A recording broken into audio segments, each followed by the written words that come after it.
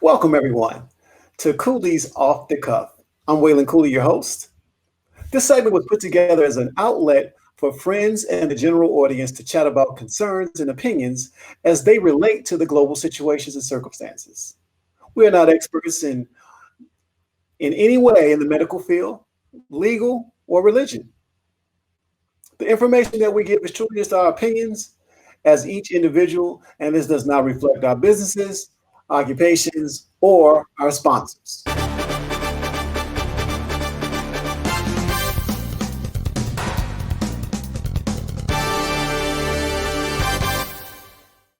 So I want to bring on panel number one, which is my great friend, Dr. Gerard McClendon. Gerard McClendon, PhD professor at Chicago State, Emmy Award winner, NAACP Award winner, author of Donda Rules. Welcome to the show, sir. How are you doing today? It's good to be here, Cooley. Thank you so much. Thank you for being on the show today, Gerard. We have Executive Director, Chief Executive Officer of the Housing Authority of Champaign County. I keep saying doctor, but it's MPA David A. Northern Sr., CEO and owner of DA Northern and Associates Consulting, Senior Vice President of Public Housing Authority, Director, Association DC, which represents over 2,000 housing authorities. David, welcome to the show today, sir. We really appreciate you being over here. I appreciate you giving me this opportunity to get with some very intelligent young men, and let's talk about some issues that we're dealing with today. Appreciate it. Thank you. All right.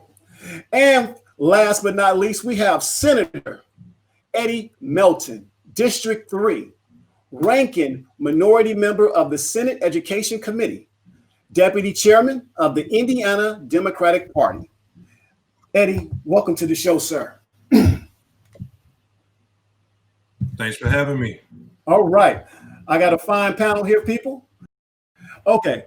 Now, gentlemen, we just got through watching the clip. So now, when this gentleman says Barack Obama was responsible for 9/11 and he don't know where he wasn't doing anything, that just lets you know what we're dealing with here.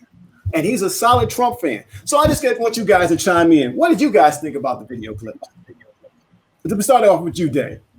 Well, I just want to say one thing that, each citizen has their rights to feel the way they want to feel. Mm-hmm. But it's only one truth, right? And the truth is Barack Obama wasn't in office at 9/11.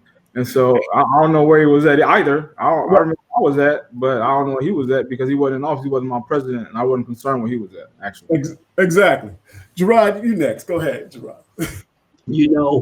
It's thinkers versus reactors. And when you look at birtherism and Obamagate and Michelle Obama is a Muslim spy, these are all conspiracy theories. I was reading a great article in the Atlantic magazine talking about this organization called QAnon. And QAnon is basically this person who comes up with conspiracy theories, and then people follow that individual. It could be something as simple as, Obama was born outside of the country. Right.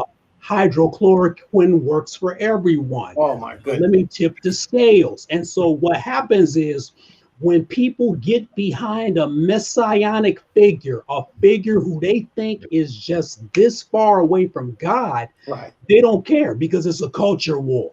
Exactly. Eddie, and your take on this, I think both of the gentlemen hit it right on the head. The scary thing about this is that we're talking about the president of the United States. Right. And the tone that he has set on a national, but also think on a global scale of lies, misconceptions, and the entire gambit that we're a laughing stock of the world right now. So when I see clips like that, I try not to paint a broad brush to say every supporter may think and believe that way. But when we look at the president every single day on the news, it kind of paints a picture to say that we have to go in a different direction.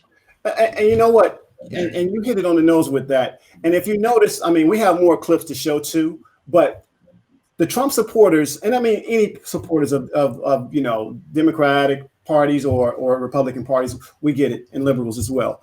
You're supposed to support your party. But when the gentleman said he comes there for the truth, and the young lady says, well, she's not really young, but she points out that she trusts Trump's birth certificate over Obama's. Now, in my opinion, she says she has no proof, but she trusts it because he's been around longer. What kind of sense does that make? She also said she trusts his mom too, but not right. And she don't even know his mom. Yeah.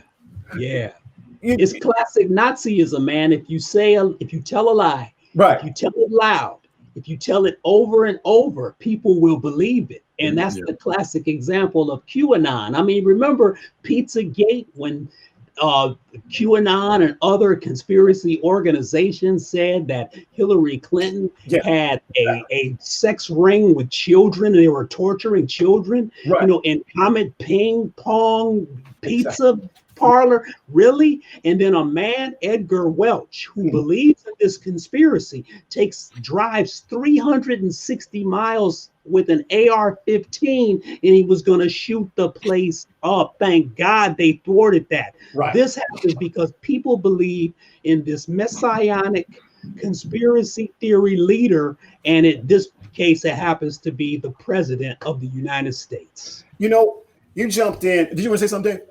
No, go ahead. That was fine. I was just my point was just that it's embarrassing, it's ridiculous that if you say something a number of times, it's like marketing. You keep showing it to you, and people will still believe in it. Most times they say if you see a whole lot of marketing, especially around fast food or weight loss supplements, that means it don't work because you don't have to market stuff that work good. Right. Exactly. I mean, let's be very clear also in terms of the hint of racism in the entire conversation that took place, or racist tendency. Again, leadership starts at the top. For sure. From lock her up to birther to fat pig, you name it. Right. There's a certain tone, there's a certain gravitas that a president exude or should exude, an intelligence. Actually, let's just be very honest with it, say not just what we're hearing, but the lack of intelligence that the president has displayed. Yes. And it's making it seem like it's okay to say half truths. It's okay to lie. It's okay to be racist. Yes. Yeah. That's real. That's real. Make America sick again. Make America Nazi again. Make America supremacist again. Make America racist, ignorant again. That's all 1950s mentality. And what has happened is when white men in power cannot compete or have no knowledge, don't have a charismatic leader, they're going to jump on the person who has that charisma. See, when white men cannot compete and they're threatened by black women who are more educated, or black men who are more educated, they're threatened by immigrants with greater work ethic taking lower wage jobs. That's a threat to the system. So as Roger Stone said in the documentary, he said, we knew that if Donald Trump was the candidate, we could ride him like a jockey rides a horse, because he'll do anything and everything to win the presidency. And what happened? The people got behind him, and just over 70,000 votes, he becomes president of the United States with all of that ridiculousness. You got to, I mean, and to put it in perspective, the show, of course, it's not just about Donald Trump as a whole, people. But the thing of it is that Donald Trump, yes, he's the president. First of all, of course, he was supposedly being a great real estate investor. And of course, the taxes have been hidden, and we kind of know for the most part probably why, because it's association with different things. But hey, that's speculation until we get the facts, which we haven't seen his taxes. But I will say this: what he is great at, he's a good talk show host as far as hosting a show, and he knows how to entertain. And being an entertainer puts him into the spotlight and knows how to get people's attention. So he knows what works there. He's great at deception. He learned how to do that very well. And of course, he knows how to sell. He's been selling his name for years. So you put that all into a package and you put it out there and you wrap it up. Now you're running as a candidate. You have become one of the best sales, I don't want to say con artists, but yes, in this world. And now this is what we have. We have a gentleman, you think, what is it? Madoff did well with a Ponzi scheme. Hitler, exactly. So I'm just saying this, we have a salesman that's on top now, and people are buying everything that he sells, and he knows how to use social media to his advantage. So, hey, now the news is fake news. Yeah. So only his network is real in his mind. So, I mean, like, how does we I'm saying people that morally, think about life and changes and things that, we know that can affect us. How do we compete with Donald Trump and his machine of thinkers? I mean, just anybody, because I'm like, I can't change nobody's mind for nothing. Can I say something? Because I may be a little different in some of my views than everybody on this panel. But I've always felt that if you're not at the table, you're on the menu, right? So especially what I do in housing, I don't care who's the president. I don't care who's the congressman. I'm working with them because I'm serving people. And if they're willing to work with me to serve people on these 3 or 4 issues I have related to housing, community development, and the benefits of our young people, the 6 issues that I don't agree with them with, okay, right. I need to work with them. And so I think a lot of people need to step back and quit focusing just on race and politics. I was raised in Northwest Indiana, hardcore Democrat area. I was in Lake County, Illinois, a big time Republican area for 17 years. So now at my age now, my understanding and what I've had to deal with in life, I'm more of a moderate in the middle. And that's why I mentioned earlier, all politics are in the middle. That's where you get things done. I've voted both sides at times, right? I lean one way, I lean in the other, depending on who's the candidate and what their views are. Because at the end of the day, I have to have somebody that's going to serve the interests that I have. You never have permanent interests. I mean, you never have permanent enemies or permanent friends, but you have permanent interests. We can work together on these values or these policies. Let's work together. I know Eddie, the same thing. You have to work across the line in order to get anything done of substance in this world. Yeah. Yeah. Let me let y'all in on a secret. I'm a registered Republican. Let me tell you why. I'm a Party of Lincoln Republican, so I can vote and control the Republican candidates in the primary. And then when the general election rolls around, I can vote for anybody I want. Yeah. That's Party of Lincoln. See, that's a strategy that nobody talks about. Right. Everybody says, I'm voting R or I'm voting D. Right. Meanwhile, the middle is left out, just like David just said. Exactly. Yeah. Just to add a little different taste to that, flair to that, what I've experienced as an elected official, as a Democrat, has been one that my friends or colleagues on the other side of the aisle that have the best intentions, that want to help. Right. Sometimes they don't know what they don't know. And it's incumbent upon me to educate them about certain issues to help get policies passed that's going to further our communities. Gotcha. However, there are individuals and people that just simply have a certain ideal and philosophy upon their politics that will not agree with the direction I feel in terms of social justice, criminal justice reform, education, and a variety of other things. So to David's point, it's about the interest, right? And I think as a black man, number one, let's take the D off. Let's take the senator off. Right. As a black man, I know that I want the best for my family. For sure. I want the best for my community. And I know that for years we have been disenfranchised. Yeah. And I have not seen a collective vision oftentimes from my friends on the other side of the aisle to help move that agenda forward. But also we can do a better job in our party. Exactly. In terms of not just speaking about certain agenda items that we need to move forward for a particular demographic to get votes, but the social and the political issues that need to be addressed from a legacy perspective. I think both parties can do a better job. Yes. Personal responsibility is something that I argue with people a lot. You know, I understand we already know some things already occurred. We know we've been disenfranchised. We know it was slavery. We know it was segregation.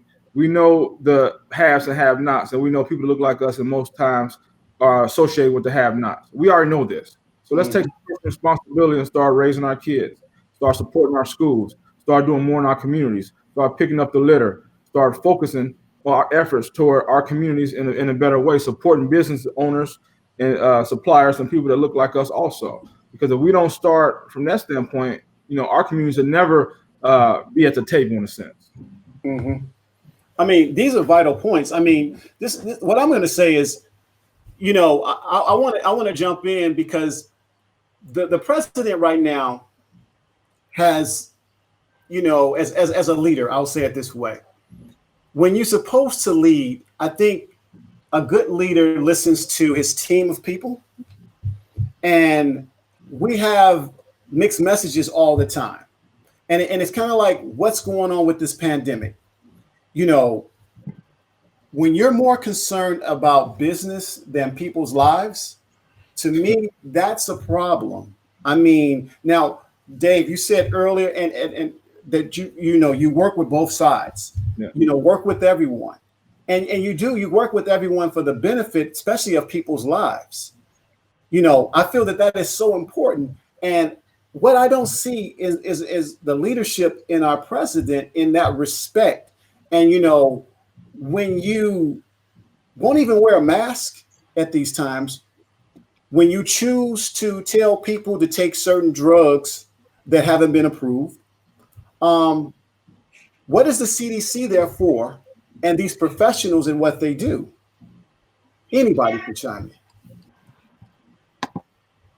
I wouldn't sit and tell you how to take pictures. I know who's the best picture taker from my knowledge at the table right now with all of us, right? You probably won't come to me and try to figure out how to, you know, create housing policy and develop some affordable housing in our community, right? Exactly. We all work together. And so that's the thing. If I don't know what I'm talking about, you get an expert, right?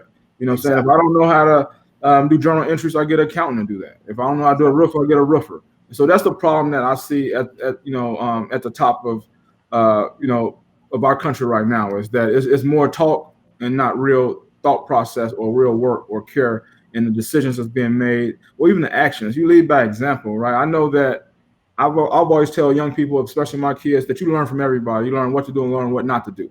And right now I'm learning a whole lot about what not to do as a leader.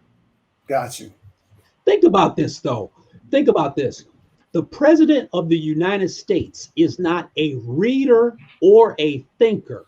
He's neither of the two. So we just found out that the White House has hired a consulting firm to basically make Cliff's notes of all of the briefings for Donald Trump. They have to draw pictures and they have to put his name in the briefings just so he can stay interested.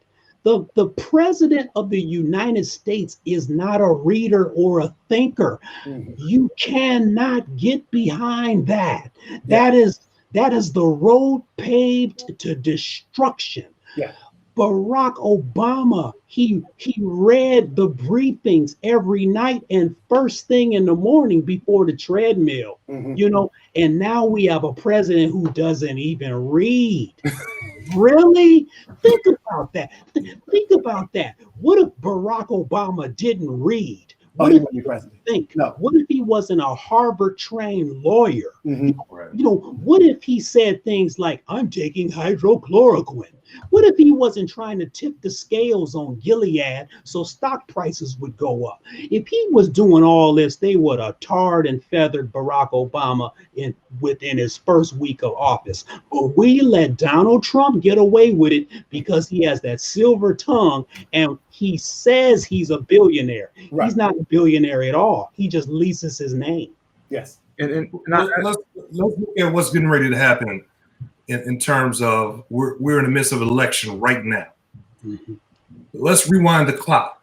When we see that most folks say that the election of Donald Trump is a reaction of the election of Barack Obama, President Barack Obama. Right. And every year, from what I've seen and experienced, there have been added voter suppression. We've seen added barriers that prohibit certain communities from voting and making voting more difficult. It's so for certain communities, right, Black and brown and poor communities, there's a distrust for government, rightfully so, especially for the Black community. We look at Jim Crow, we look at redlining, we look at a variety of other policies that have contributed to our disenfranchisement, our suppression.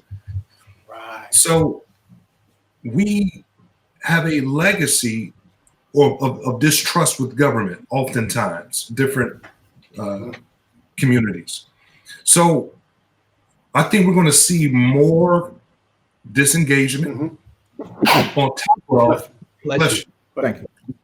COVID-19 and folks not being able to participate safely in democracy by going to the ballot and voting. So there's so many compound issues. Right.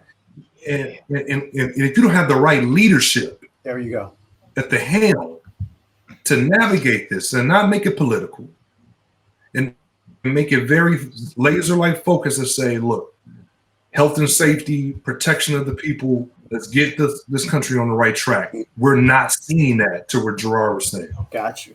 So, I mean, just to ask the question here, what is the definition? Because I'm still trying to learn myself now. The definition of leadership. What do we expect of a leader?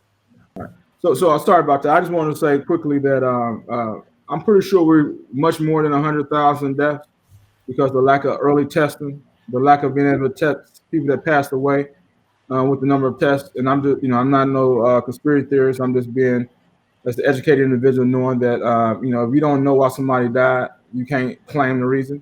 So there's been a lot of people that passed away that we don't have no record of or no countability of.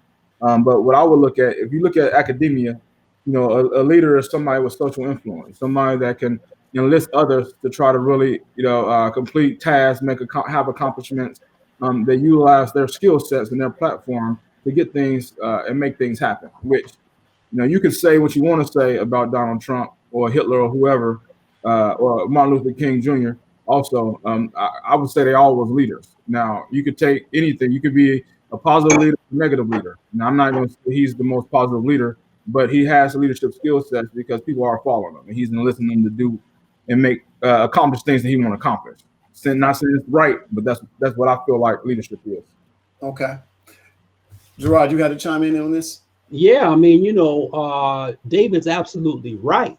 But if we look at Socrates says that everything has a purpose and it should always strive for its highest purpose. And the highest purpose of anything or any person is good. The highest purpose is good. So a ladder is made for a reason, right? It's made so a human being can get from a lower level to a higher level. That's a ladder.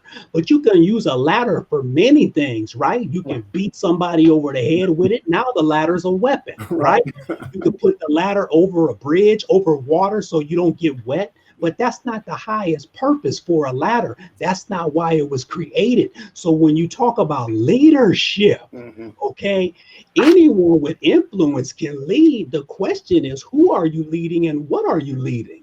Is it for the highest good? Just because I'm a father in a family doesn't mean that I'm a great leader. It doesn't even mean I'm a good leader. If I beat my children and beat my wife, I'm the leader of the family, but not a good leader. So we have to strive for the highest good. Donald Trump is not even the highest good or even the lowest good. Donald Trump is the bad.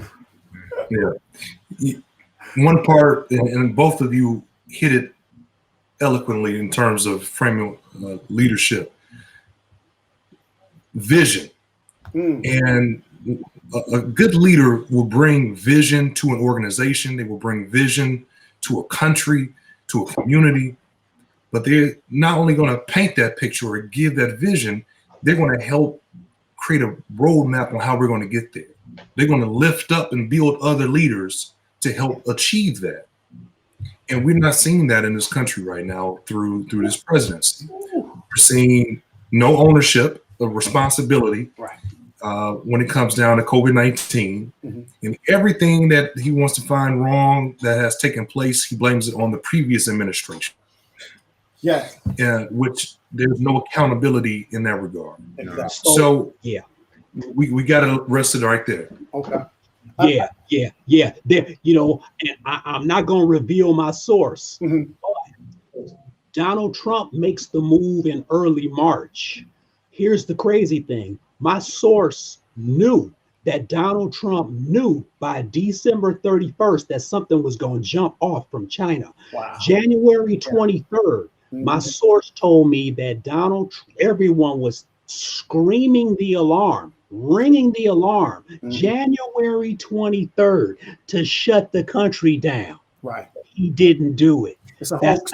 That's not good leadership. Right. You know, what I want to go into, this is kind of like goes into the next question.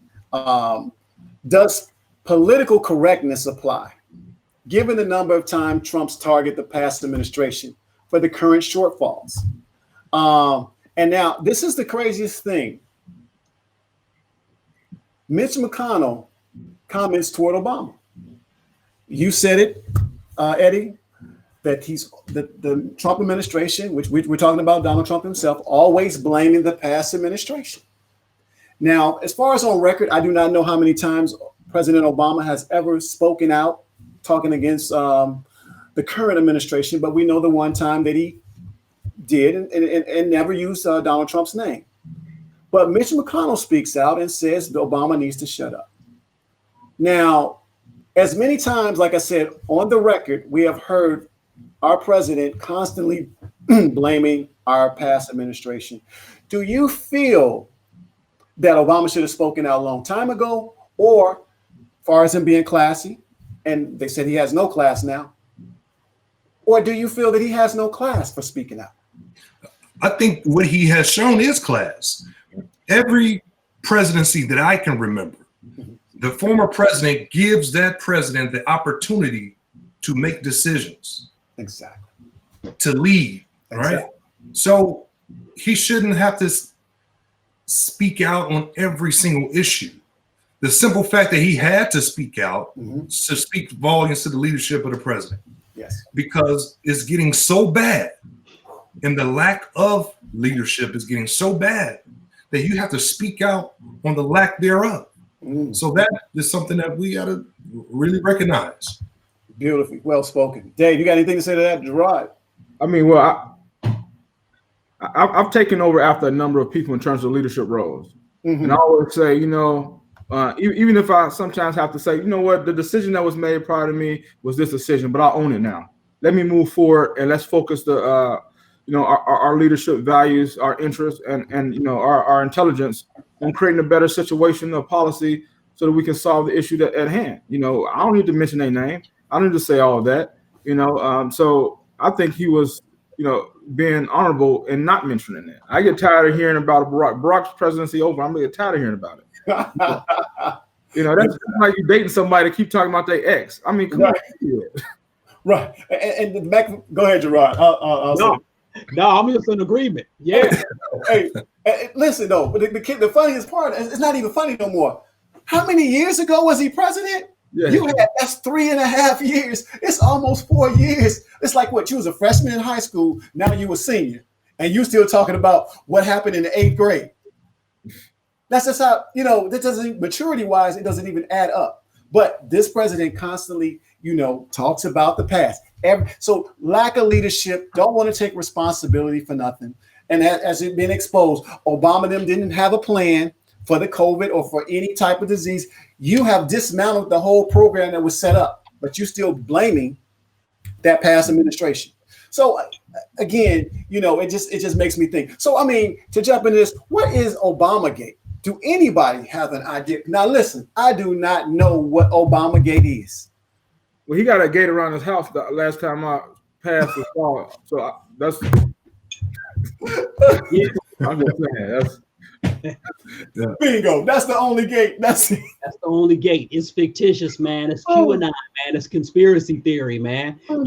These are the words people put in your head when people watch things on TV. Here's the other thing. Yes. Like, if you're just consuming your news by television, you're in trouble. Right. You need to start reading newspapers. You start with your local newspaper. If it has 1 or 2, you read those papers. You read. Yes. You don't rely on what some television show is telling you, because can you check the source of the reporter, the producer, the EP, the AP? Do you even know these people? No. When you read a newspaper, the journalist's name is at the top of the page, right below the name of the article. Okay. Read your news, consume your news by reading, not just by watching television, and you'll have a much greater insight on what's really happening right now. QAnon is real. Conspiracy theories are real. Obamagate doesn't even exist, but in the minds of people who don't read, right, it exists. Oh yeah. Here's my thinking upon what's happening, right? Right. And to your point, Gerard, with the conspiracy theory, the lack of credibility to everything that's being said about our former president, to me, it's a setup for election. Mm-hmm. Let's come up with some type of catchy theme. Wow. Let's come up with a distraction. Yes. Something that's going to rile my base up. Right. And take the focus off what the real issue is. Yes. So, if he came up with I don't know if the president, I don't know if Trump came up with that term. But if he did, I'm sure that's part of the distraction he's going to be using when he's at his microphone at those rallies, talking about Obamagate, like lock her up. Yeah. Same thing with the whole birther movement. It's a distraction, simple as that. You talked about reading, and one thing I'm busy. I have a number of roles I play. I was an elected official, was on the school board, and I was on the Sheriff's Merit Commission in Lake County. So I've dealt with the policy, I've dealt with the police issues. And one of the things that I found that between all the things I do, sometimes it is hard to sit back and read. But everything that I have to do does not require me to read as much probably as a president.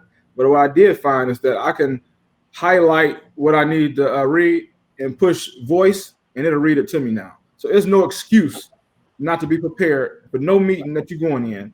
I can sit up on a treadmill and listen to it. You have audio books. There's no excuse nowadays, period. No, right. No. I got this Kindle right here. This Kindle, I can read the Kindle, and the Kindle is Bluetooth, which means if you got a set of headphones, like David just said, it'll read the book or the news article to you. Exactly. I mean, you're right. There's no excuse. People will watch 4 hours of Netflix every night and say, I don't have time to read. I mean, you get emails. I mean, I was sitting in the office listening to my emails while I was making notes. Right. One of my staff members said, who's that talking? I was like, oh, it's the voice on the computer. You don't have to read that no more. So you can multitask with excellence. Exactly. Yes. Yep. And this is an opinion. Well, I'll speak up to that. Well, I believe in being authentic, right? I'm from Gary, Indiana. I'm not going to sit here and sugarcoat it. I wasn't the brightest cookie. I wasn't the sweetest cookie in the cookie jar in terms of intelligence. I overcame a lot of obstacles to be where I am today. Mm-hmm. And sometimes being, authentic people that I serve and individuals I work with, they appreciate that. But other times people say, well, you need to improve your communication style. You need to improve this. I'm successful the way I am. And as long as I'm utilizing that skill set and those abilities in a positive way for the people that I serve or the organizations I run, I think I think it's the right thing to do. But I have that diversity to say I'm not a suit and tie. I'm David A. Northern Sr. And I can go on a corner, the street, the poverty-stricken place where they have trailers, wherever it's at, and I can blend in, communicate, and deal with people along with the president, the White House, Congress, everywhere. I have that leadership skill set, that ability to have that diversity, and I think it's it's a unique thing. And I always laugh because back in the day and going to Gary Wharton, coming in Gary, growing up in Gary, the teachers standardized tests and said, "Oh, yeah, learning disability." And it's funny because all the people that teased me when I had slower classes, now they want to work for me or contracts with me now. So like, okay, we get it. So the Lord gave me these skill sets and allow me to have those obstacles to overcome to make me who I am today. And I'll be darned if I don't use it to the best of my abilities, whether it's, clear speech or being authentic, talking to people that's, don't have six-figure salaries constantly. Well put. Well put. You know what, Cooley, you touched on, you said a word that stuck with me, poverty. Yeah. And the question should be, what is being done to lift every human being, every American out of poverty? When you have the stimulus package, when they were bailing folks out with the PPP, the first round, when you have multi-million-dollar corporations that were getting millions of dollars. Oh yeah. But you couldn't get small mom and pop businesses to get parts of those dollars initially. I believe it's a little bit better in the second round, but there should be an intentional effort to ensure that those smaller businesses have a priority. Just outside of this pandemic, if there was no pandemic, what is the country, what is the president, what is the governors of each state doing to lift people up out of poverty? So we're not having this never-ending cycle of recidivism, in and out of prison, people that's not able to achieve academically because of the way standardized tests that David mentioned is labeling communities. There are so many compound policies that have unintended consequences, but also consequences that people knew that were going to be taking place for generations. So the questions I think we should also be asking ourselves is, what should be done from our elected officials, and I put myself in that category, that's lifting people up out of poverty, improving the educational system, improving our health care system, because that goes hand in hand. So the conversations, not just here, but across the board, we got to go wider, we got to go deeper. And we got to challenge our elected officials to come up with policies and solutions. That's deep. Yeah, that's definitely deep. Yeah. And the bailout should have gone to the people with the lowest wages first. Ooh, say it again. The bailout should have gone to the businesses that had the lowest income first. I mean, how dare you give bailout money to the largest big box companies and the largest fast food restaurants first? Are they that essential? So the mom and pop store, which is still an essential store, it gets closed because the larger big box stores get to stay open and get stimulus money first. I mean, this bailout, this money, it's a sneak attack, man. This is welfare for the rich.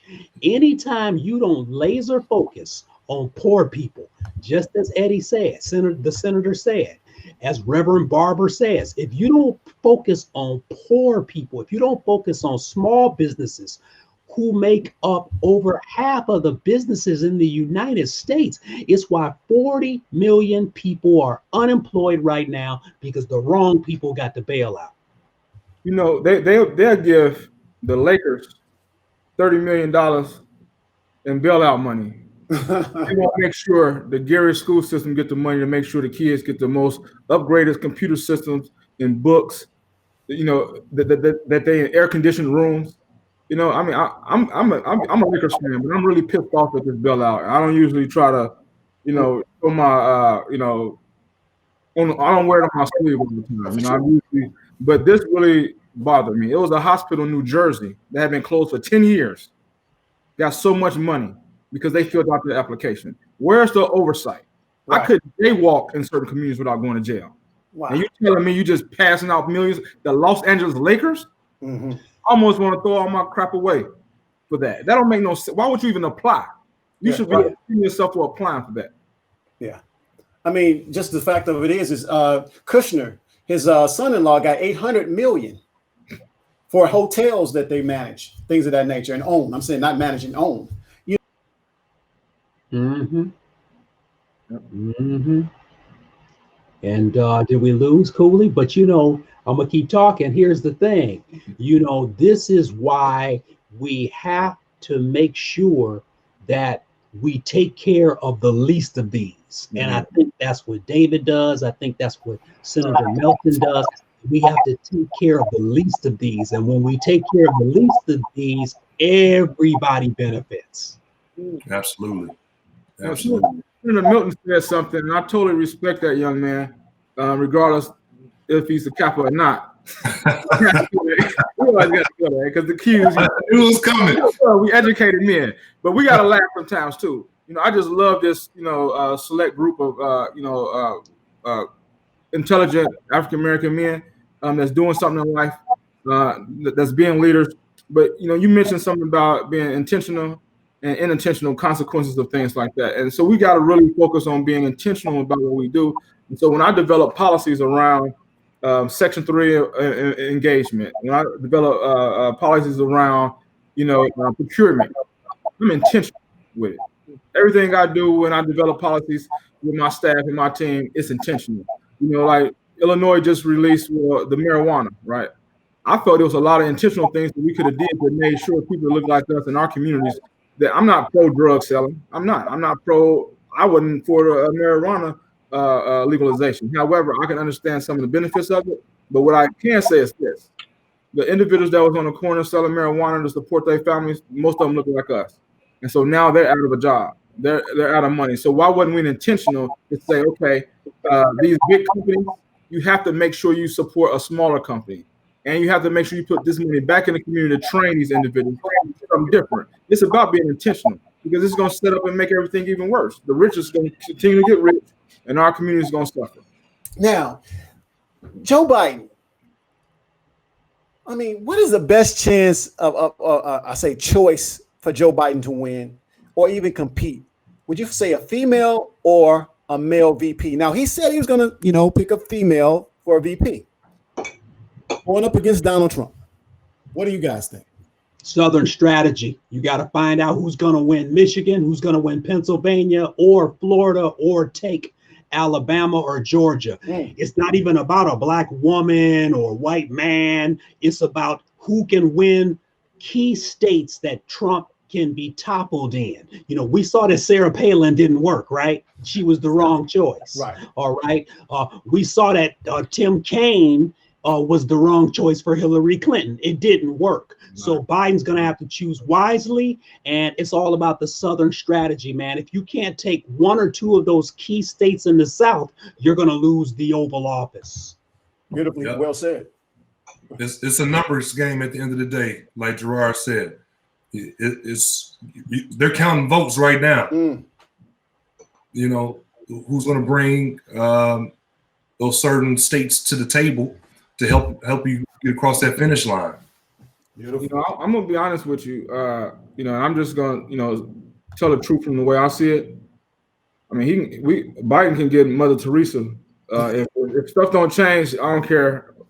Trump will be back in office. We got to wake up. We got to start voting, and we just got to start making sure that everybody getting mad since the Hillary thing. Yeah.